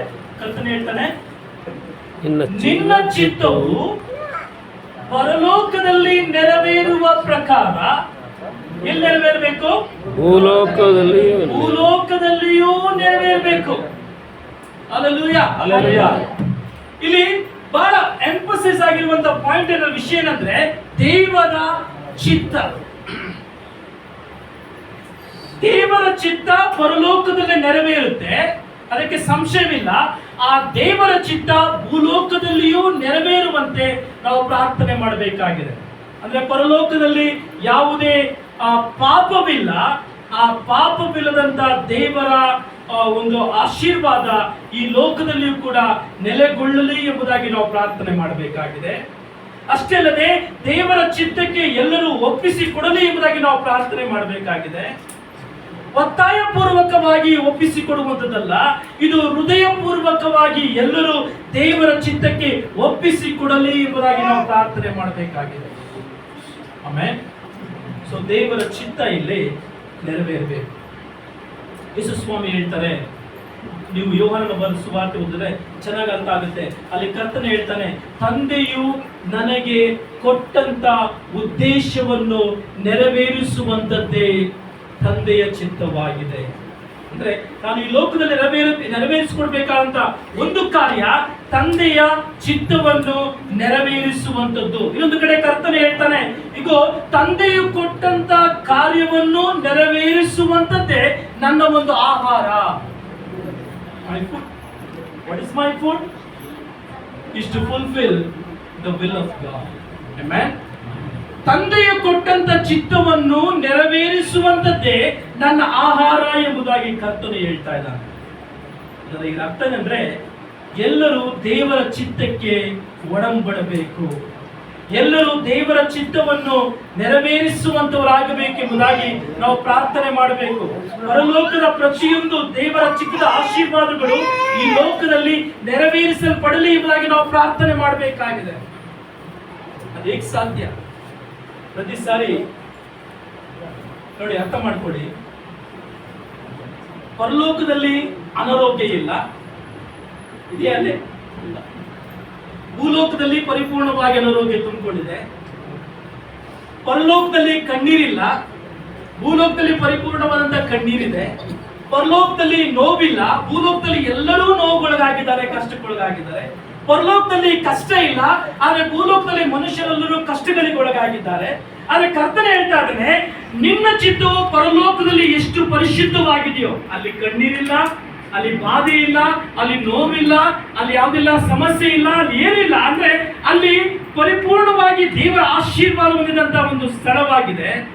ಅದು ಭೂಲೋಕದಲ್ಲಿ ಸ್ಥಾಪಿತವಾಗಬೇಕಾದ್ರೆ ನಾವು ಪ್ರತಿಯೊಬ್ಬ ಮನುಷ್ಯನು ದೇವರ ಚಿತ್ತಕ್ಕೆ ಒಡಂಬಡಬೇಕು ಎಂಬುದಾಗಿ ಪ್ರಾರ್ಥನೆ ಮಾಡಬೇಕು.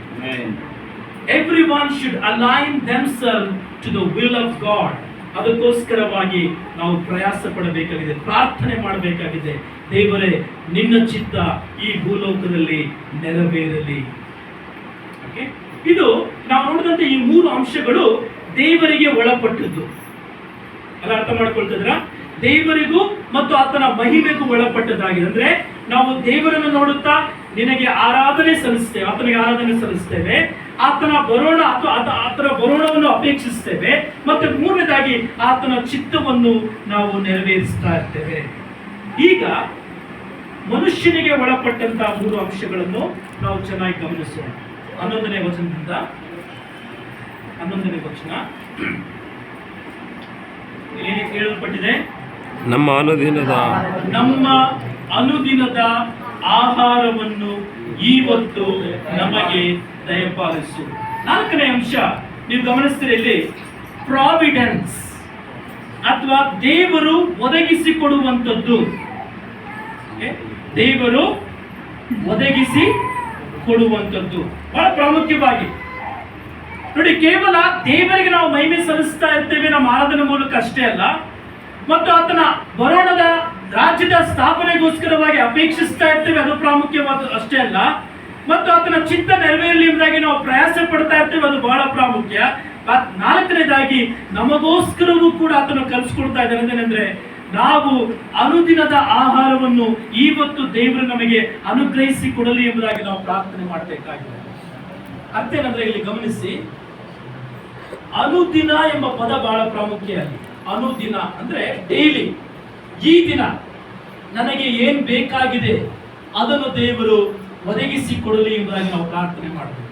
ನಾಳೆಗೋಸ್ಕರವಾಗಿ ಚಿಂತೆ ಮಾಡೋದು ಬೇಡ, ಅಥವಾ ಗತಿಸಿ ಹೋದಂತ ದಿನಗಳಿಗೋಸ್ಕರವಾಗಿ ಯೋಚನೆ ಮಾಡೋದು ಬೇಡ. ಈ ದಿನ, ಇವತ್ತು ನನಗೆ ಕರ್ತನೆ ಏನ್ ಬೇಕಾಗಿದೆಯೋ ಅದನ್ನು ಒದಗಿಸಿ ಕೊಡು ಎಂಬುದಾಗಿ ನಾವು ಪ್ರಾರ್ಥನೆ ಮಾಡಬೇಕು. ನಿಮ್ಮೆಲ್ಲರೂ ಒಂದು ಪ್ರಶ್ನೆ ಕೇಳ್ತೇನೆ. ನಿನ್ನೆ ದಿನಕ್ಕೆ ದೇವರು ನಿಮಗೆ ಒದಗಿಸಿ ಕೊಟ್ಟಿದ್ದೇ ಆದ್ರೆ ದೇವರು ಸ್ತೋತ್ರ ಮಾಡಿ. ಹಲ್ಲೆಲೂಯಾ. ಆದ್ರೆ ನಿನ್ನೆ ದಿನ ದೇವರು ನಿಜವಾಗಿ ನಿಮಗೆ ಒದಗಿಸಿ ಕೊಟ್ಟಿದ್ದೇ ಆಗಿದ್ರೆ, ನಂಬಿಗಸ್ತನಾಗಿದ್ದೇ ಆದ್ರೆ, ಇವತ್ತಿನ ದಿನಕ್ಕೆ ನಿನಗೆ ಬೇಕಾದನ್ನು ಅದನ್ನು ಒದಗಿಸಿ ಕೊಡಲು ಶಕ್ತನೋ ಅಶಕ್ತನೋ? ಹಲ್ಲೆಲೂಯಾ. ಆದ್ರೆ ದೇವರು ಒದಗಿಸಿ ಕೊಡುವುದರಲ್ಲಿ ನಾವು ನಂಬಿಕೆ ಇಡಬೇಕಾಗಿದೆಯೋ ಅಪನಂಬಿಕಸ್ಥರಾಗಬೇಕಾಗಿದೆಯೋ? ನಿನ್ನೆ ಕೊಟ್ಟಂತ ದೇವರು, ನೆನ್ನೆ ನೋಡಿಕೊಂಡಂತ ದೇವರು, ನೆನ್ನೆ ಪರಾಮರಿಸಿದಂತ ದೇವರು, ನನಗೆ ಬೇಕಾದನ್ನು ಒದಗಿಸಿಕೊಟ್ಟಂತ ದೇವರು ಇವತ್ತು ಕೂಡ ಅದನ್ನು ನೋಡಿಕೊಳ್ಳಲು ಶಕ್ತನಾಗಿದ್ದಾನೆ. ಆದ ಕಾರಣ ಈ ದಿನ ಎಂಬುದು ಬಹಳ ಪ್ರಾಮುಖ್ಯ. ಇವತ್ತು ಅನುದಿನದ ಆಹಾರವನ್ನು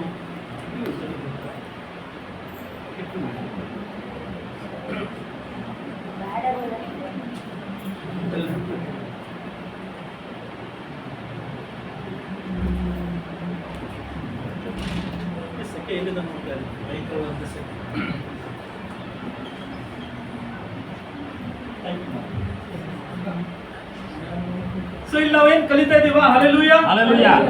ಪ್ರಾವಿಡೆನ್ಸ್ ಅಂದ್ರೆ ದೇವರು ನಮಗೆ ಒದಗಿಸಿ ಕೊಡುವಂತ ವಿಷಯದಲ್ಲಿ, ಇವತ್ತಿನ ವಿಷಯದಲ್ಲಿ ಬಹಳ ಕಾಳಜಿ ವಹಿಸ್ತಾ ಇದ್ದಾನೆ. ನಾಳೆ ಏನ್ ಬೇಕಾಗಿದೆಯೋ ಅದನ್ನು ನಾವು ಕೂಡಿಸಿ ಇಟ್ಟುಕೊಳ್ಳುವಂತದ್ರ ವಿಷಯವಾಗಿ ದೇವರು ಆಲೋಚನೆ ಮಾಡೋದಿಲ್ಲ. ಆದ್ರೆ ಇವತ್ತು ನಮಗೆ ಏನ್ ಬೇಕಾಗಿದೋ ಅದರ ವಿಷಯವಾಗಿ ದೇವರು ಕಾಳಜಿ ವಹಿಸ್ತಾ ಇದ್ದಾನೆ. ಒಂದು ಉದಾಹರಣೆ ಹೇಳ್ತೇನೆ. ಹಳೆ ಒಡಂಬಡಿಕೆಯಲ್ಲಿ ಇಸ್ರಾಯೇಲರು ಅಲ್ವಾ, 40 ವರ್ಷಗಳ ಕಾಲ ದೇವರು ಅವರನ್ನು ಏನ್ ಕೊಟ್ಟು ಅವರನ್ನು ಪರಾಮರಿಸಿದ? ಮನ್ನಾ ಕೊಟ್ಟ. ಅಂದ್ರೆ ಪರಲೋಕದ ಆಹಾರವನ್ನೇ ಅವರು ಕೊಟ್ಟು ಅವರನ್ನು ಪರಾಮರಿಸಿದ. ಪ್ರತಿದಿನ ಬೆಳಗ್ಗೆ ಬರುವಾಗ ಅವರು ಬೆಳವಕ್ಕಿಗಳು ಕೆಳಗಡೆ ಬೀಳ್ತಾ ಇದ್ವು, ಅದು ಅವ್ರಿಗೆ ಆಹಾರ, ದಿನೆಲ್ಲ ಆಹಾರ. ಆದ್ರೆ ಮೋಶೆ ಹೇಳಿದ ಅವರಿಗೆ, ಡೈಲಿ ಮಾರ್ನಿಂಗ್, ಪ್ರತಿದಿನ ಬೆಳಗಿನ ಜಾವ ನೀವು ಬರುವಾಗ ಬೆಳವಕ್ಕಿಗಳು ಕೆಳಗಡೆ ಬೀಳುವಾಗ ನೀವೇನ್ ಮಾಡ್ಬೇಕು? ಆ ದಿನಕ್ಕೆ ಬೇಕಾದನ್ನು ಮಾತ್ರ ನೀವು ಕೂಡಿಸಿಟ್ಟುಕೊಳ್ಬೇಕು. ನೀವು ಸ್ವಲ್ಪ ಎಚ್ಚರವಾಗಿರ್ಬೇಕು. ಎಚ್ಚರವಾಗಿರ್ಬೇಕು. ಗುಡ್. ಹೇಳ್ತಾ ಇದ್ದೀರಾ? ಹಲ್ಲೆಲೂಯಾ. ಆ ದಿನಕ್ಕೆ ಬೇಕಾದನ್ನು ಮಾತ್ರ ನೀವು ಒದಗಿಸಿಕೊಳ್ಳ್ರಿ. ವಾರಕ್ಕೆ ಒಂದಿನ ಶನಿವಾರ ಅಂತ ಬರ್ತದೆ, ಅವರಿಗೆ ಸಬ್ಬತ್ ದಿನ. ಆ ದಿನ ಹಳೆ ಒಡಂಬಡಿಕೆಯಲ್ಲಿ ಶನಿವಾರ ಅವರಿಗೆ ಸಬ್ಬತ್ ದಿನ. ಆದ್ರೆ ಶುಕ್ರವಾರ ಬೆಳಿಗ್ಗೆ ನೀವು ಬರುವಾಗ ಸಬ್ಬತ್ ದಿನಕ್ಕೆ ಏನ್ ಬೇಕೋ ಅದನ್ನು ಕೂಡ ನೀವು ಕೂಡಿಸಿಟ್ಕೊಳ್ಬಹುದು. ಈ ಆಜ್ಞೆ ಯಾರು ಕೊಟ್ಟಿದ್ರು? ದೇವರು ಮೋಶೆಯ ಮೂಲಕ ಜನಗಳಿಗೆ ಕೊಟ್ಟಿದ್ರು. ಆದ್ರೆ ಜನ ಏನ್ ಮಾಡಿದ್ರು ಅಂದ್ರೆ, ನೋಡಿ, ಮನುಷ್ಯನಿಗೆ ದುರಾಶೆ ಜಾಸ್ತಿ, ಹೌದಲ್ವಾ? ಜನ ಏನ್ ಮಾಡಿದ್ರು? ಸೋಮವಾರ ಬೆಳಿಗ್ಗೆ ಹೋದ್ರು, ಬೆಳವಕ್ಕಿಗಳು ಬೀಳ್ತಾ ಇದ್ದಾವೆ, ಅವರಿಗೆ ದುರಾಶೆ ಜಾಸ್ತಿಯಾಗಿ, ಆಶೆ ಜಾಸ್ತಿಯಾಗಿ, ದುರಾಶೆಯಾಗಿ ಜಾಸ್ತಿ ಕೂಡ್ಸಿಟ್ಕೊಂಡ್ಬಿಟ್ರು. ಇವತ್ತಿಗೂ ನಾಳೆಗೂ ಮತ್ತೆ ಇನ್ನೊಂದು 10 ದಿನಕ್ಕೆ ಆಗ್ಬೋದು, ಏನೋ ಪರವಾಗಿಲ್ಲ, ಜಾಸ್ತಿ ಅದನ್ನ ಕೂಡ್ಸಿಟ್ಕೊಂಡ್ಬಿಟ್ರು. ಆದ್ರೆ ಸಂಜೆ ಆಗ್ತಾ ಇದ್ದಾಗ ಏನಾಯ್ತು ಗೊತ್ತಾ? ಊಟ ಟೈಮ್ ಮುಗಿಯುವಂತ ಸಂದರ್ಭದಲ್ಲಿ ಸಂಜೆ ಆಗ್ತಾ ಇದ್ದಂಗೆ ಅವರಿಗೆ ಬೇಕಾದದ್ದು ಮಾತ್ರ ಅಲ್ಲಿ ಉಳಿಯಲ್ಪಡ್ತು, ಮಿಕ್ಕಾದದೆಲ್ಲ ಪಡ್ತು ಹೋಯ್ತು. ಅದ್ರ ಮೂಲಕ ದೇವರು ಅವ್ರಿಗೆ ಹೇಳ್ಕೊಟ್ಟೆ ಅಂದ್ರೆ, ನಾನು ಈ ದಿನಕ್ಕೆ ನಿಮಗೆ ಬೇಕಾದನ್ನು ಒದಗಿಸಿ ಕೊಟ್ಟಿದ್ದೇನೆ, ಅದ್ರಲ್ಲಿ ನಾನು ಅಪನಂಬಿಕಸ್ಥನಾಗಿಲ್ಲ. ನಾಳೆ ನಿಮಗೆ ಏನ್ ಬೇಕು ಅದನ್ನು ಒದಗಿಸಿ ಕೊಡ್ತೇನೆ. ಒಂದು ವೇಳೆ ಶನಿವಾರ ನೀವು ಕೆಲಸ ಮಾಡೋದಿಲ್ಲ, ಸಬ್ಬತ್ತಿನ ಕೆಲಸ ಮಾಡೋದಿಲ್ಲ, ಒಂದಿನಕ್ಕೆ ಹೆಚ್ಚಾಗಿ ಬೇಕಾದನ್ನು ಒದಗಿಸಿ ಕೊಡ್ತೇನೆ, ನಾನು ನಂಬಿಕಸ್ಥನಾಗಿರ್ತೇನೆ. ಆದ್ರೆ ನೀವು ಕೇವಲ ನನ್ನ ಮಾತನ್ನು ಮಾತ್ರ ನೀವು ಕೇಳಬೇಕು ಎಂಬುದಾಗಿ ದೇವರ ಅಪೇಕ್ಷೆ ಮಾಡಿ. ಸೊ ಹಾಗಂತ ನಾಳೆಗೆ ನಾವು ಫ್ರೂಟ್ಸ್ ಇಡಬಾರ್ದು ಅಂತ ನಾನು ಹೇಳ್ತಾ ಇಲ್ಲ. ಆದರೆ ಊಟದ ವಿಷಯಕ್ಕೆ ಬಂದಾಗ ನಮಗೇನು ಬೇಕಾಗಿದೆಯೋ ಅದನ್ನು ದೇವರು ಇವತ್ತು ನಮಗೆ ನಂಬಿಗಸ್ತನಾಗಿ ಒದಗಿಸಿ ಕೊಡ್ತಾ ಇದ್ದಾರೆ. ಇದನ್ನು ತೆಗೆದುಕೊಳ್ಳಿ.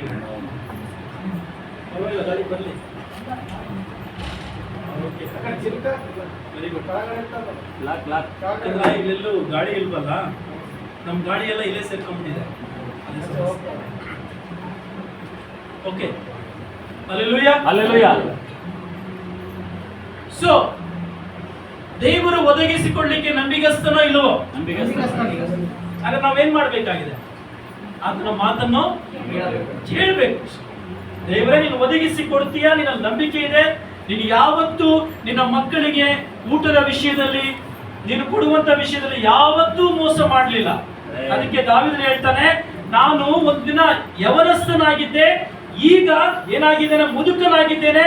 ನನ್ನ ಜೀವಮಾನವೆಲ್ಲ ನೀತಿವಂತನು ಒಂದು ದಿನವಾದರೂ ಏನದು ಭಿಕ್ಷೆ ಬೇಡಿದ್ದನ್ನು ನಾನು ನೋಡಲಿಲ್ಲ ಎಂಬುದಾಗಿ ಹೇಳ್ತಾನೆ. ಹಲ್ಲೆಲೂಯಾ. ನೀತಿವಂತನನ್ನು ಭಿಕ್ಷೆ ಬೇಡುವುದಕ್ಕೆ ತನ್ನ ಮಕ್ಕಳನ್ನು ದೇವರು ಅವಕಾಶ ಮಾಡಿಕೊಡೋದಿಲ್ಲ. ನಿಮಗೆ ಏನ್ ಬೇಕೋ ಅದಕ್ಕೆ ದೇವರು ಒದಗಿಸಿ ಕೊಡ್ತಾನೆ. ದೇವರಲ್ಲಿ ನಂಬಿಕೆ ಹೇಳುವವರಾಗಿರ್ಲಿ. ಹಲ್ಲೆಲೂಯಾ. ನೋಡಿ, ಬಹಳ ಅದ್ಭುತವಾದಂತಹ ಉದಾಹರಣೆಗಳಿದಾವೆ ಹಳೆ ಒಡಂಬಡಿಕೆಯಲ್ಲಿ. ಕಾಗೆ ಎಲಿಯನಿಗೆ ಏನ್ ತಂದ್ಕೊಡ್ತು? ಸುಮ್ಮನೆ ಆಹಾರ ತಂದ್ಕೊಡ್ಲಿ, ಏನ್ ತಂದ್ಕೊಡ್ತು? ರೊಟ್ಟಿಯನ್ನು ಮಾಂಸದ ತುಂಡುಗಳನ್ನು ತಂದ್ಕೊಡ್ತಂತೆ. ಕಾಗೆ ಮಾಂಸದ ತುಂಡುಗಳನ್ನು ನೋಡಿದ್ರೆ ಬಿಡುತ್ತಾ? ಏನ್ ಮಾಡುತ್ತದು? ಸ್ವಾರ್ಥಿ, ತಿನ್ಕೊಳ್ಳುತ್ತೆ. ಆದ್ರೆ ದೇವರು ಕಾಗೆಗೆ ಆಜ್ಞೆ ಮಾಡಿದ್ದ, ಏನಂತ? ನನ್ನ ಪ್ರವಾದಿ ಇದ್ದಾನೆ, 40 ದಿನಗಳು ಅವನು ನನಗೋಸ್ಕರವಾಗಿ ಕೆಲಸ ಮಾಡ್ತಾ ಇದ್ದಾನೆ, ಅವನು ಹಸ್ತಿದ್ದಾನೆ. ನೀನು ತೆಗೆದುಕೊಂಡು ಹೋಗಿ ಈ ರೊಟ್ಟಿಯನ್ನು, ಮಾಂಸದ ತುಂಡುಗಳನ್ನು ತೆಗೆದುಕೊಂಡು ಹೋಗಿ ಯಾರು ಕೊಡು? ನನ್ನ ಪ್ರವಾದಿಯಂತೆ ಎಲಿಯನಿಗೆ ಕೊಡು. ಹಲ್ಲೆಲೂಯಾ. ದೇವರ ಅದ್ಭುತಗಳನ್ನು ಯಾವ ರೀತಿ ಬೇಕಾದ್ರೂ ಮಾಡ್ತಾನೆ. ಆಮೆನ್. ಆದ್ರೆ ಕೇವಲ ಆ ದೇವರಲ್ಲಿ ನಿಮಗೆ ನಂಬಿಕೆ ಬೇಕು. ಆಮೆನ್. ಇವತ್ತು ಕೊಡಪ್ಪ, ಇವತ್ತು ನನಗೆ ಏನ್ ಬೇಕಾದನ್ನು ಕೊಡು. ಆಮೆನ್. ಆಮೆನ್. ಅದಕ್ಕೋಸ್ಕರವಾಗಿ ನಾವು ಪ್ರಯಾಸ ಪಡಬೇಕಾಗಿದೆ. 4ನೇ ಅಂಶಕ್ಕೆ ನಾನು ಬರ್ತಾ ಇದ್ದೇನೆ. ಕೇವಲ ನಮಗೆ ಒದಗಿಸಿ ಕೊಡುವಂಥದ್ದು ಅಷ್ಟೇ ಅಲ್ಲ, ಪ್ರಾವಿಡೆನ್ಸ್. 4ನೇ ಅಂಶ ಫರ್ಗಿವ್ನೆಸ್, ಕ್ಷಮಿಸುವಂಥದ್ದು, ಕ್ಷಮಿಸುವಿಕೆ. ನೋಡಿ, ಅದು 12ನೇ ವಚನ.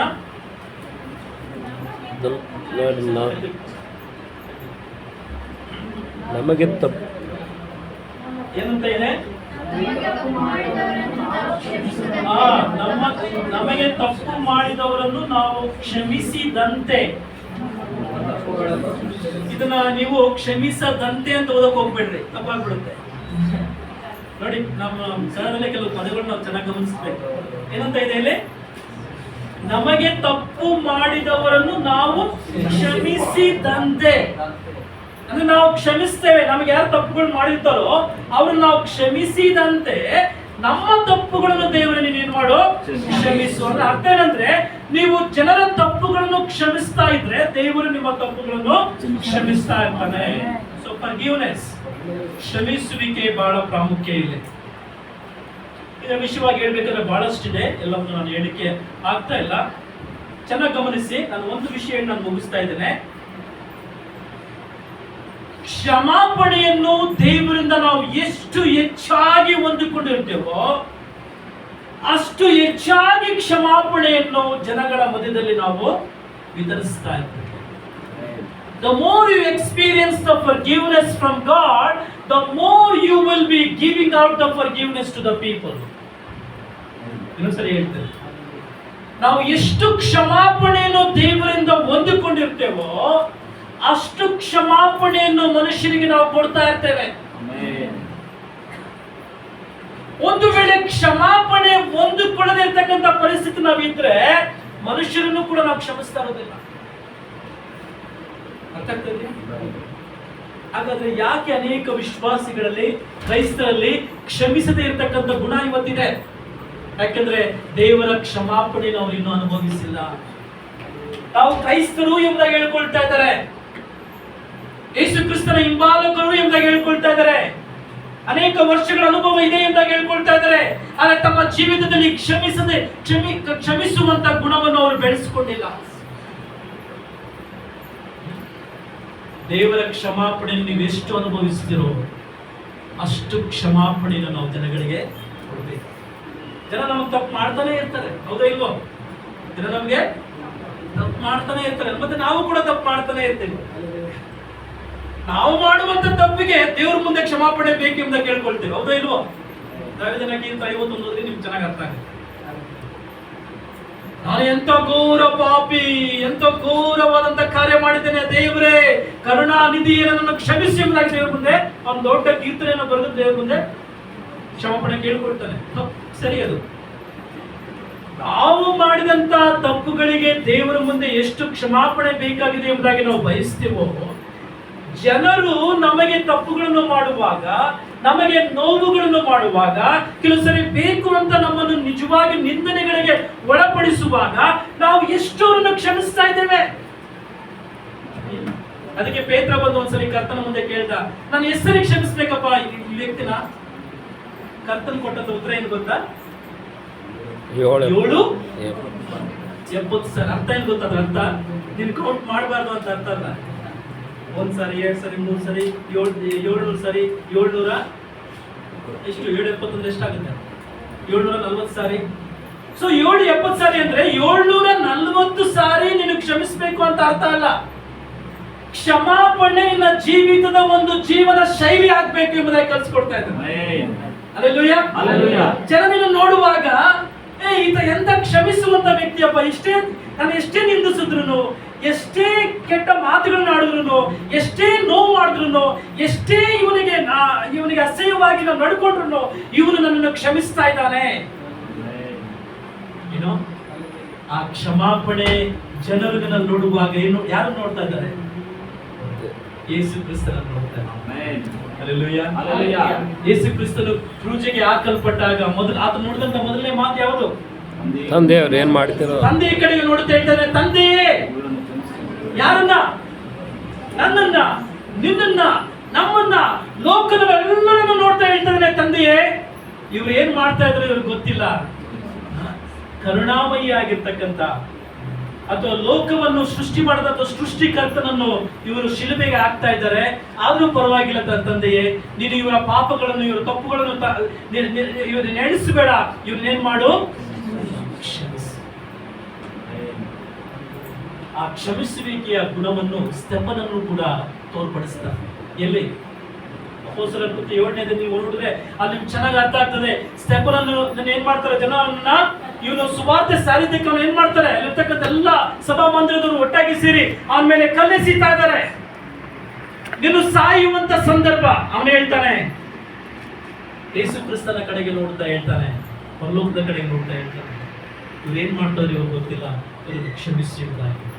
ಆ ಸಂದರ್ಭದಲ್ಲಿ ಒಂದು ಗಮ್ಯವಾದಂತ ಕಾರ್ಯ ನಡೆಯುತ್ತೆ ಅಲ್ಲಿ. ಅದೇನಂದ್ರೆ, ಒಂದು ಕಡೆ ಸ್ಟೆಫನನು ಕಲ್ಲಿನಿಂದ ಒಡೆಯಲ್ಪಟ್ಟು ಸಾವಿಗೆ ಒಳಗಾಗ್ತಾ ಇದ್ದಾನೆ. ಇನ್ನೊಂದು ಕಡೆ ಸ್ಟೆಫನನು ತಂದೆಯ ಮುಂದೆ, ಕರ್ತನ ಮುಂದೆ ಪ್ರಾರ್ಥನೆ ಮಾಡ್ತಾ ಇದ್ದಾನೆ. ಆದ್ರೆ ಕರ್ತನು ಆ ಪರಲೋಕದಲ್ಲಿ ಕುಳಿತಿರುವಾದಂತ ಯೇಸು ಕ್ರಿಸ್ತನು ಆತನು ನಿಂತುಕೊಂಡು ಅಲ್ಲಿ ಏನ್ ಮಾಡ್ತಾ ಇದ್ದಾನೆ? ಶ್ಲಾಘನೆಯನ್ನು ವ್ಯಕ್ತಪಡಿಸ್ತಾನೆ. ಹಲ್ಲೆಲೂಯಾ. ಹಲ್ಲೆಲೂಯಾ. ಪ್ರತಿ ಸಾರಿ ನೀವು ನಿಂದೆಗಳಿಗೆ ಒಳಗಾಗುವಾಗ, ನೋವುಗಳಿಗೆ ಒಳಗಾಗುವಾಗ, ಜನರಿಂದ ಸುಮ್ಮನೆ ನಿಂದೆಗಳಿಗೆ ಒಳಗಾಗುವಾಗ, ಅದು ನೀವು ಮಾತ್ರ ಅನುಭವಿಸ್ತಾ ಇಲ್ಲ. ಯೇಸು ಕ್ರಿಸ್ತನು ಪರಲೋಕದಲ್ಲಿ ನಿಮಗೋಸ್ಕರ ಅದನ್ನು ಆದಿ ಹೋಗಿದ್ದಾನೆ, ಆತನು ಅನುಭವಿಸಿದ್ದಾನೆ, ಆತನು ಕ್ಷಮಿಸಿದ್ದಾನೆ. ಆದ ಕಾರಣ ನೀವು ಕೂಡ ಜನರನ್ನು ಕ್ಷಮಿಸುವಂತ ಹಂಗಿನಲ್ಲಿದ್ದೀರಾ. ಸಭೆಗೆ ಯಾವತ್ತೂ ಕೂಡ ಕ್ಷಮಿಸದೇ ಇರುವಂತ ಗುಣದಲ್ಲಿ ಬರಕ್ಕೆ ಹೋಗ್ಬೇಡಿ. ಅದು ನಿಮ್ಮ ನೆರೆಯವರೇ ಆಗಿರ್ಲಿ, ಸಭಿಕರೇ ಆಗಿರ್ಲಿ, ನಿಮ್ಮ ಅಕ್ಕಪಕ್ಕದವರೇ ಆಗಿರ್ಲಿ, ನಿಮ್ಮ ಗಂಡನೇ ಆಗಿರ್ಲಿ, ನಿಮ್ಮ ಹೆಂಡತಿನೇ ಆಗಿರ್ಲಿ, ನಿಮ್ಮ ಮಕ್ಕಳೇ ಆಗಿರ್ಲಿ, ಅಥವಾ ನಿಮ್ಮ ಸಂಬಂಧಿಕರೇ ಆಗಲಿ, ಯಾರೇ ಆಗಿರ್ಲಿ, ಆ ವ್ಯಕ್ತಿ ನನಗೆ ಹಿಂಗ ಮಾಡಿದಾನೆ, ಅವನಿಗೆ ಹಿಂಗ ಆಗ್ಬೇಕೆಂಬ ಗುಣ ನಮ್ಮಲ್ಲಿರ್ಬಾರ್ದು. ಆ ಗುಣ ಕೆಟ್ಟ ಗುಣ, ಅದು ಯೇಸು ಕ್ರಿಸ್ತನ ಗುಣವಲ್ಲ. ಅವನಿಗೆ ಮಾಡಿದ್ರೆ ಅವನಿಗೆ ಹಿಂಗೆ ಆಗ್ಬೇಕು, ನೆವರ್ ಅಂತ ಆಲೋಚನೆ ನೀವು ಮಾಡಬೇಕು. ಅವ್ನು ಮಾಡಿದನ, ಅವ್ನು ಮಾಡಿದ್ದನ್ನು ದೇವ್ರು ನೋಡ್ಕೊಳ್ತಾನೆ. ಯಾಕಂದ್ರೆ ಪ್ರತಿಫಲ ದೇವರು ಕೊಡ್ತಾನೆ, ಆದ್ರೆ ನಾನು ಕ್ಷಮಿಸ್ಬೇಕು. ಅಲ್ಲಿ ಯಾವುದೇ ಆ ಒಂದು ಏನದು ಭಯಂಕರವಾದಂತಹ ಕ್ಷಮಿಸದೇ ಇರತಕ್ಕಂಥ ಗುಣ ನನ್ನಲ್ಲಿ ಬರಬಾರದು. ಆದ ಕಾರಣ ಕರ್ತನೆ ಹೇಳ್ಕೊಡ್ತಾನೆ, ನಮಗೆ ತಪ್ಪು ಮಾಡಿದವರನ್ನು ನಾವು ಕ್ಷಮಿಸಿದಂತೆ ನಾವೇನ್ ಮಾಡ್ಬೇಕು, ನಮ್ಮ ತಪ್ಪುಗಳನ್ನು ದೇವರು ಕ್ಷಮಿಸುವಂತೆ ನಾವು ಪ್ರಾರ್ಥನೆ ಮಾಡಬೇಕು.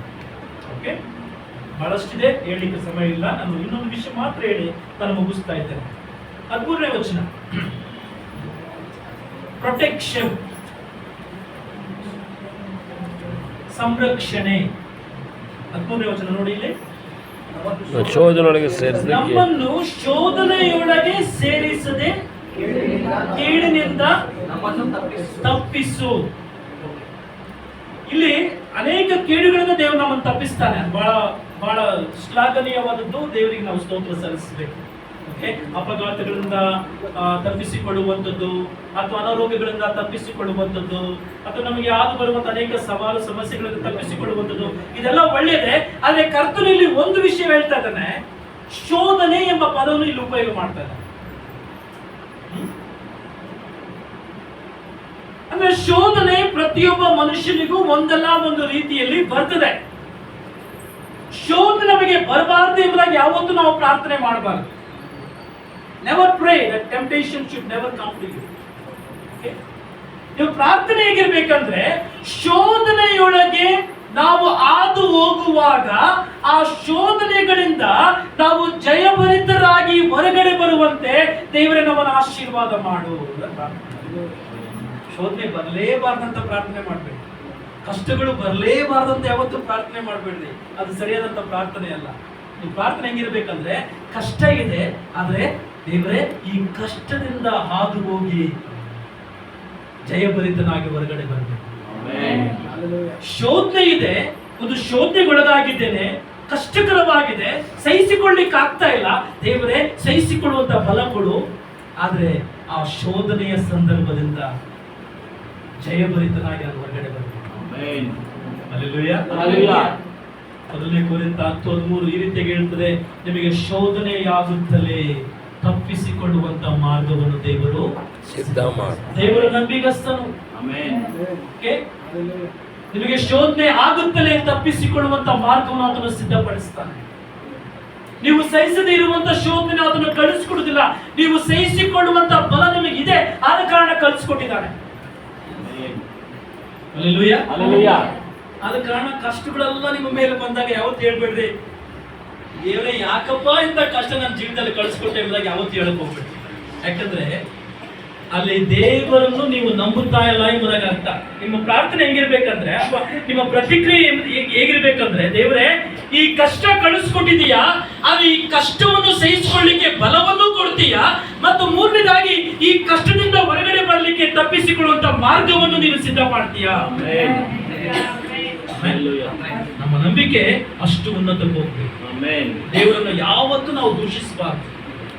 ನಮ್ಮ ಕಷ್ಟಗಳಿಗೆ ದೇವರನ್ನು ದೂಷಿಸಬಾರ್ದು. ನಾವು ಮಾಡಿದಂತ ತಪ್ಪುಗಳಿಗೆ ದೇವರು ನಾವು ದೂಷಿಸಬಾರ್ದು. ನಾವು ಮಾಡಿದ ದೋಷಗಳಿಗೆ ದೇವರು ನಾವು ದೂಷಿಸಬಾರ್ದು. ಪರೀಕ್ಷೆಯಲ್ಲಿ ನಾವು ಚೆನ್ನಾಗಿ ಓದಿಲ್ಲ, ಹೋಗ್ತೀವಿ, ಎಕ್ಸಾಮ್ ಬರೀತೀವಿ, ಪಾಸ್ ಆಗ್ಲಿಲ್ಲ, ಅದೇ ದೇವರನ್ನು ದೂಷಿಸ್ತೇವೆ. ತಪ್ಪು ಯಾರ್ದು? ದೇವ್ರು ನಿನಗೆ ಜ್ಞಾನ ಕೊಟ್ಟ, ಸಮಯ ಕೊಟ್ಟ, ನೀನು ಓದ್ಲಿಲ್ಲ, ಸುಮ್ಮನೆ ಹೋಗಿ ಪರೀಕ್ಷೆ ಬರ್ದೆ, ಫೇಲ್ ಆದೆ, ಬಂದೆ, ಅದು ನಿಮ್ ತಪ್ಪು. ಹೌದೇನೋ? ಸೊ ದೇವರು ನಮಗೆ ಒಂದು ಕೆಲವು ಸಾರಿ ಪರೀಕ್ಷೆಗಳನ್ನು ನಮ್ಮ ಮುಂದೆ ಇಡ್ತಾನೆ. ಕೆಲವೊಂದು ಪರೀಕ್ಷೆಗಳು ಬರ್ತವೆ. ಆ ಪರೀಕ್ಷೆಗಳಲ್ಲಿ ನಾವು ಪಾಸ್ ಆಗ್ಬೇಕಾದ್ರೆ ಪರಿಪೂರ್ಣವಾಗಿ ನಾವು ದೇವರ ಮೇಲೆ, ದೇವರ ಸಂರಕ್ಷಣೆಯ ಮೇಲೆ ನಾವು ಹಾಕಿಕೊಳ್ಬೇಕಾಗಿ ನನ್ನ ಪ್ರಿಯ. ಓಕೆ, 6 ಅಂಶಗಳನ್ನ ನಾನು ನಿಮಗೆ ತಿಳಿಸಿದ್ದೇನೆ. ಮುಕ್ತಾಯದ ಸಮಯ. ಏನಿರಬೇಕು ಪ್ರಾರ್ಥನೆಯಲ್ಲಿ? ಆರಾಧನೆ. ಕನ್ನಡದಲ್ಲಿ ಹೇಳ್ಬಿಡಿ. ಆರಾಧನೆ, ಅಪೇಕ್ಷೆ, ಅರ್ಪಣೆ, ನಾಲ್ಕನೇದಾಗಿ ದೇವರ ಒದಗಿಸೋಣ, ಮತ್ತೆ 5ನೇದಾಗಿ ಕ್ಷಮಾಪಣೆ, ಮತ್ತೆ 6ನೇದಾಗಿ ಸಂರಕ್ಷಣೆ. ಎಲ್ಲವುಗಳಿಂದ ದೇವರು ನಿಮ್ಮ ಆಶೀರ್ವಾದ ಮಾಡಲಿ. ಪ್ರಾರ್ಥನೆಯಲ್ಲಿ ಇವೆಲ್ಲವೂ ಒಳಗೊಂಡಿರಬೇಕು. ಇದು ನಿಜವಾಗಿಯೂ ದೇವರ ದೃಷ್ಟಿಯಲ್ಲಿ ಮೆಚ್ಚುಗೆಯಾದ ಪ್ರಾರ್ಥನೆ. ಇದನ್ನು ಸುಮ್ಮನೆ ನೀವು ಉಚ್ಚಾರಣೆ ಮಾಡಕ್ ಹೋಗ್ಬೇಡಿ. ನೆಕ್ಸ್ಟ್ ಟೈಮ್ ಇದನ್ನು ನೀವು ಬಾಯ್ಪಾಠ ಮಾಡಿ ಹೇಳಲಿಕ್ಕೆ ಹೋಗ್ಬೇಡಿ. ಇದು ನಿಮ್ಮ ನಿಜ ಜೀವನದ ಒಂದು ಏನಾಗಬೇಕು, ಅಂಗವಾಗಬೇಕು. ಹಲ್ಲೆಲೂಯಾ. ಅದಕ್ಕೆ ನಮ್ಮನ್ನು ನಾವು ದೇವರಿಗೆ ಒಪ್ಪಿಸಿಕೊಡೋಣ. ಎಲ್ಲರೂ ನಿಂತ್ಕೊಳ್ಳೋಣ.